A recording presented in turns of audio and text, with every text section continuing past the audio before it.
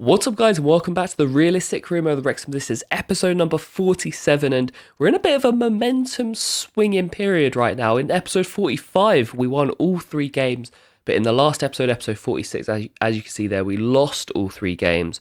Although saying that, it was against Arsenal in the Cup, who are the current Premier League leaders, and Southampton and Watford, who are both in the top three in the Championship, or were at the time that we played them. So it's all about perspective, taking stock, and we're still in ninth place right now. We're at that 50% win ratio, 6 wins from our first 12. I'm happy with how the season is going. And today, you're going to see us take on not 3, but 4 teams. I'm going to potentially start doing 4 games an episode, maybe make the highlights a bit more condensed and fitting in 4 games per episode, just so I can play a bit more, but then also we can, get some more footage out to you guys. So let me know in the comments, are you happy with 4 games or would you rather it was 3?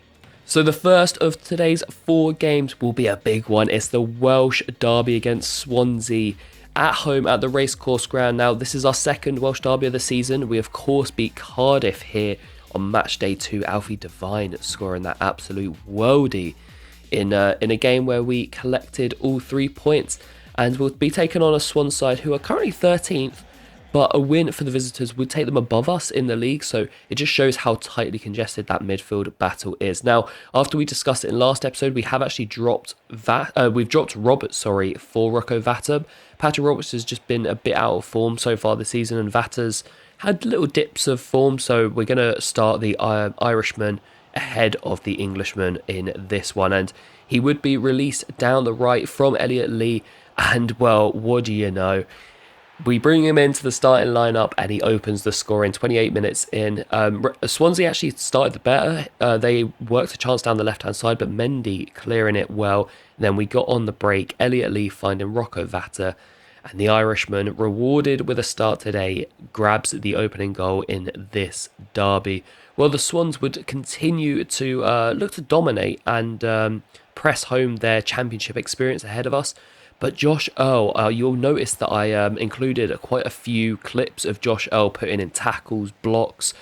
That's because he was absolutely everywhere today. I don't normally include as many defensive highlights, but Josh Earl was just fantastic and a real thorn in Swansea's attack.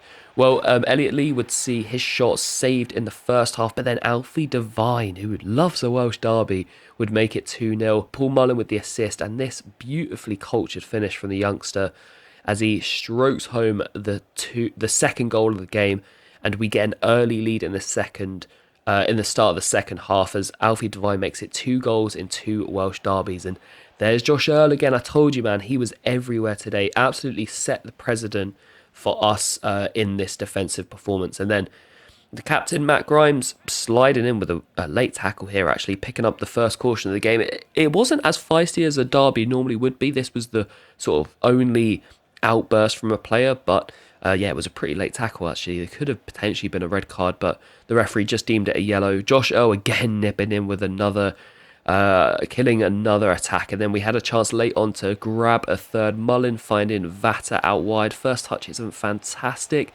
Looks to find the substitute Lowry, who can't get it under control, and Swansea deal with the pressure. Now, another chance late on, Lowry to Mullen. We got men over, Jewis and Bennett. Can we now make it 3? No, good save by the Swansea keeper. And the visitors clear, but it would matter not. The referee would blow full time there, and we collect 3 points. So after losing our last 3 games in all competitions, it's good to start off this episode with a victory, and a big one as well against our Welsh rivals, Vata and Devine, the goal scorers. And I had to show you the ratings there. Josh Earl, I'm glad that the game recognised that he had such a good game. 8.3 rating, only betted by Rocco Vata.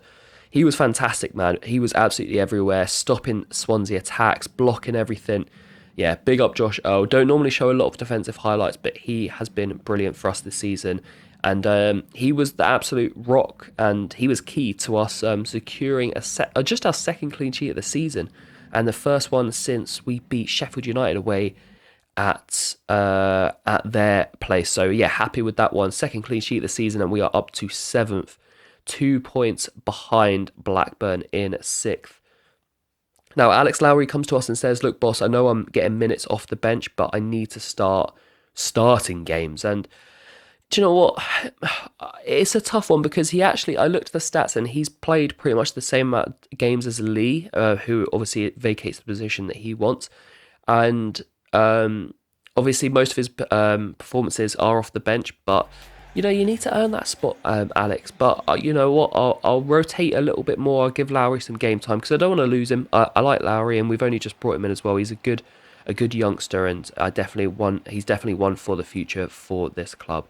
We'll head into the second game of the episode. It would be Norwich City at Carrow Road. The Canaries currently struggling right now, 17th place, 4 wins from their opening 13. But you would not be able to tell from the opening half an hour. The home side were all over us in this one, peppering Fotheringham, defenders having to get blocks in, but it felt like it was only a matter of time before they would take the lead, and they did so here. 6 minutes into the second half, once again the AI just passing it through into the box. It's so hard to defend. I struggle so much to defend against this kind of attack, but Norwich would find the opener there, and well, a rare attack for Wrexham. Lowry finding Paul Mullin, and Mullin will release a shot, but saved by Angus Gunn. Yeah, good save there by Angus. A rare attack for us, but can we get a goal from the corner? Yes, we do. Chambers swings it in, and I think that's Alan Brown. Yeah, the centre mid who we've been looking to move on. He gets his head onto this one, and it's actually a big mistake from the defender on the line. It sort of just hits his midriff and deflects in, but we don't care. We'll take it. The first 2 seasons we were so clinical from corners. We haven't seen it as much this season, but yeah, when it mattered most, we managed to grab one. And Tom Williams now substitute off the bench, finds Christie, and Christie to Lowry, who goes for the lob. Perhaps the wrong choice there, and that was a decent chance. And well, we've got another chance here. Mullin, he can find Tom Williams. He's through. 1-on-1. What can the young Welshman do here? He's been so clinical for us so far. Williams! Oh no. Oh, straight at Angus Gunn. And with 6 minutes to go, what a chance that was to win it. And now the hosts, are they going to fashion a chance as we enter the 89th minute? Volley comes in at the back stick, Fotheringham with the save. Well, the game has got scrappy. It's become end-to-end the last few minutes. McLean into Sorensen. Sorensen to Rowe! And Norwich do grab the winner in injury time. Jonathan Rowe, who is a great EFL prospect as well. If you're doing a career mode, definitely try and pick up this guy. He looks fantastic for Norwich, and he has grabbed what will be the winner for the Canaries. We had the chance with Tom Williams with 8 minutes to go. He was through 1-on-1, but he could not test Gunn in the Norwich net.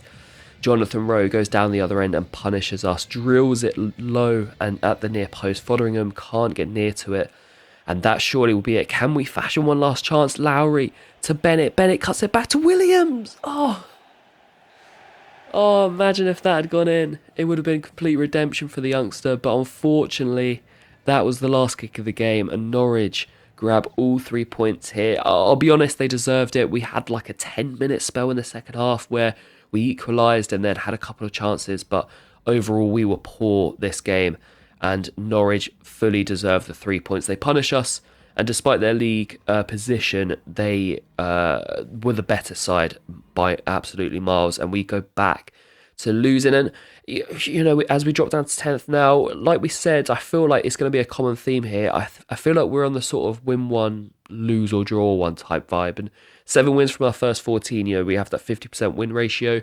As we see Stefan Carlson's scout report here, we're going to continue scouting the 2 Camerons and Aidan Barton as well, who his overall doesn't look great, but I just want to scout him for 1 more month to see if he's a potential Dexter Heath, where he's in the wrong position and overall could be better.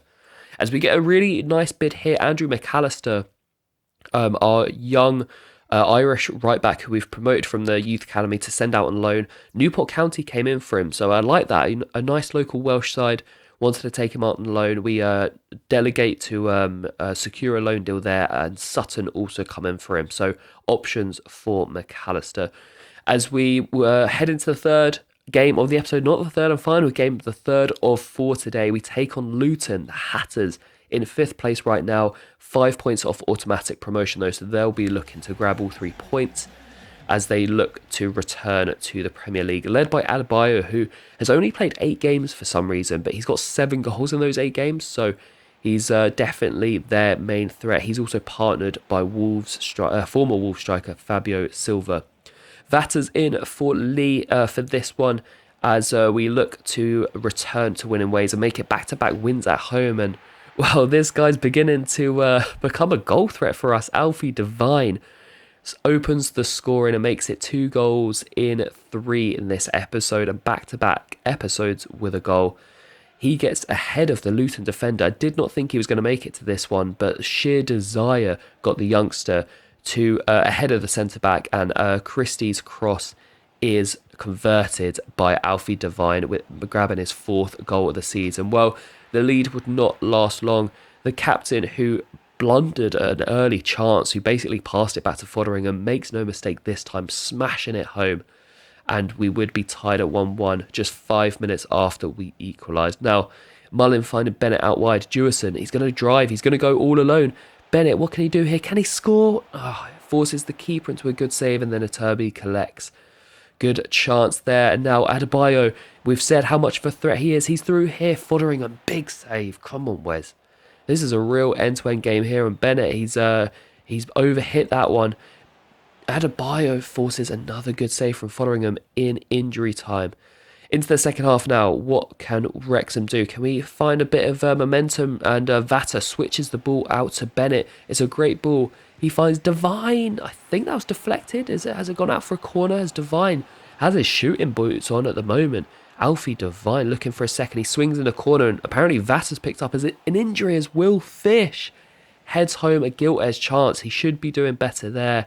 We said our corners haven't been as clinical this season, and that is a grade A example of it. And what happened to Vatta here? Was it when he switched that ball? It was Rocco picking up an injury. It looks like he's done his calf there or his thigh. I'm not too sure. And we're going to bring him off for Alex Lowry. Hopefully that injury isn't too bad. Bit of an odd one there. Lowry on for the last 20 minutes as Luton look to press a rare attack in the second half. And is that going to be in? Yes, but it's offside. Well, we've had a couple of these this season where the striker's bearing down on Fotheringham. His shot is blocked, hits the striker, and then is either just present for an open tap-in for the striker or it's been squared to their player. Luckily, Adebayo was offside there. We get let off as we bring on Tom Williams and Luke Chambers for the final 20 minutes. Can they make a difference? Tom Williams hopefully not haunted by the gilt-edged one-on-one he missed against Norwich when we were tied at 1-1. We ended up losing that game. Chambers also on and immediately involved here. He finds Bennett down the line. Jewison Bennett takes on his man, finds Alex Lowry with a beautiful cross, and there's Lowry. He wanted more game time now with Vatta's injury, and if you're going to put the ball in the net like that, Lowry, you are going to get starts. Well, we thought Tom Williams might be the difference, but it's the other substitute, Lowry, who is. Beautiful cross from Bennett, chested down by Lowry, and he volleys home. Not the cleanest of contacts on his right foot, but we do not care. Dragged into the ground, but beats the keeper. And could that be the game-winning goal? What would be a huge 3 points against a promotion-pushing Luton? Rob Edwards is looking to galvanise the side for the last 15 and see if they can grab their second equaliser of the game. Well, Fabio Silva, he's beaten Josh Elby's driving in, and Fabio Silva. The lead would not last long. Both times we've taken the lead, Luton have found the equaliser almost immediately. 5 minutes after we scored the first, they equalised. 3 minutes after Lowry just scored, Luton equalised once again. That's a disappointing one as Lowry finds a beautiful ball to the back stick. Bennett's cut back is saved and it's hit onto Mullin, who, to be fair to him, didn't know anything about that. That was a tough chance for Paul, and yeah, the referee blows full time there. 2-2 Desmond tie with Luton. A good game, back and forth. I'm frustrated though that we couldn't hold our leads better. We usually, once we get a goal, we're actually usually the team that's on top and we look to grab the second goal ourselves. But Luton, to be fair to them, they reacted well and got their equalisers within 5 minutes both times. It was just a shame we couldn't see that last one out. The defending was pretty poor, but a good finish from Fabio Silva. But we'll take a point, just our second draw of the season, a second out of 15, and we're still sat in 10th, 23 points, 3 points off Luton, who now dropped down to 6th. as we see a couple of players chatting to us here, and Alan Brown says, look, boss, if I'm not going to get more minutes, I might have to leave. Brown actually is on the transfer list already. We have looked to move him on, but we haven't had any appropriate bids. However, we've just seen one there from Middlesbrough, and looking at our midfield cover, it's not the best. Evans obviously injured at the moment. We have Koulibaly and Devine playing those centre mid roles. So which means with Evans' injury, it means Brown is the only cover for centre mid, but Evans is back in 7 weeks, which if we do sell Brown here, he'll go in January, which means Evans will be back by that point. So we'll be back to 3 centre mids, which isn't enough, but we could potentially bring in a free agent. I've got my eye on a couple, and I have been looking to move on Alan Brown. I'm going to do it. We're going to pull the trigger, and Alan Brown, we're going to move him on to Middlesbrough. We agree on a deal just shy of 1.6 million, so very happy with that one. And then another good bid as well, finally. I had these players up for sale all of summer. No bids came in for him, any of them. But Alex Smithies, we're going to move on as well to Barnsley for just over 200. I think it's about 280k we agreed on the fee. You know what? A player who we're looking to move on. He's got just over a year left on his contract. Happy for him to move on to Barnsley. Then we get the Welsh Scout report from Adam Gallagher, and we sign a couple of players to the Youth Academy. Scott Jones, the goalkeeper, and the defender Curtis Griffith, who you can see there. Overalls, not great, low 50s, but decent potentials as well.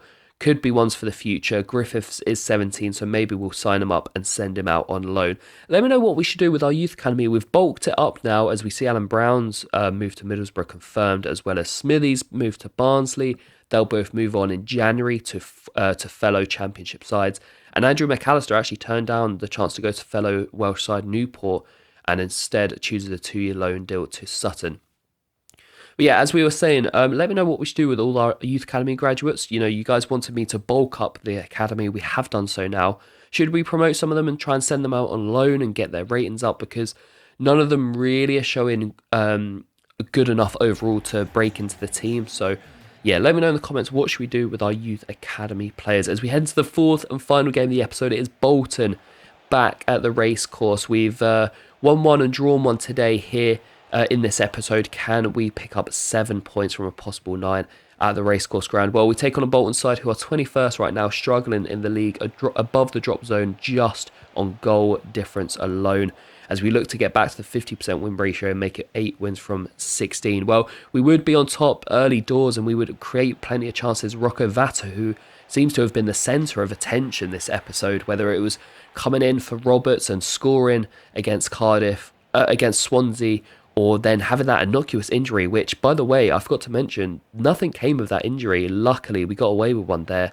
And he seemed to be fine, and he starts this next game, but he misses 2 really good chances early doors.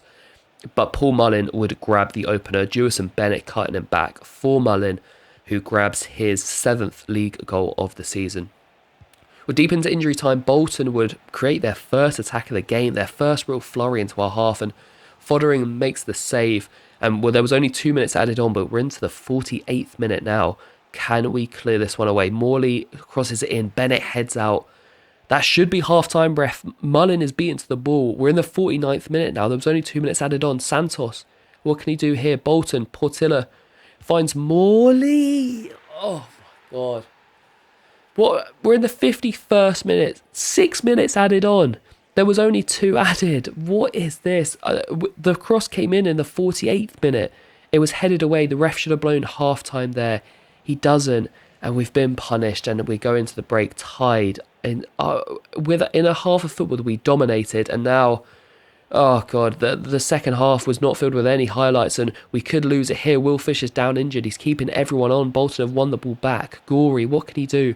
Williams, can Bolton pick up a massive 3 points here at the death? We're into more added time that we've had already.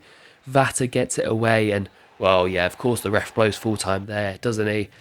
It's a draw. It was a dead second half, and we tie this one 1-1 with Bolton to make it back-to-back draws in the league. Fish was injured as well. Hopefully that's not a bad one. We'll have to wait and see what the medic says, but disappointed to draw that game. We dominated the first half, took a deserved lead, but unfortunately we couldn't make it stick, and Bolton, with basically their first attack of the game, equalised deep into first half injury time as, oh God, Fish is out for 3 months, broken toe just like George Evans. And that's going to be a big loss. Aaron Hayden's going to come back into the side. Alex Hartridge comes to us and says, before the game he said he wanted more game time. Now Fish is injured, he must have a magic ball or something, because he might be getting more game time now. As that'll be it for today's episode. We're up to 9th with that point. 4 games in this episode. Let me know if you enjoyed the new format of 4 games. Let me know in the comments if you enjoyed the system. I'm going to play 4 more games in the next one. We'll test it out for a couple of episodes and see how we're doing. But overall, not a bad episode. A win, a draw, a win, a defeat, and 2 draws. We're plugging along in the Championship and are on our first campaign in the Championship. We're up to 9th. 3 points off the playoffs. Drop a like on the video if you're enjoying the series, guys. Sub to the channel if you haven't already, and I'll catch you in episode 48 very soon.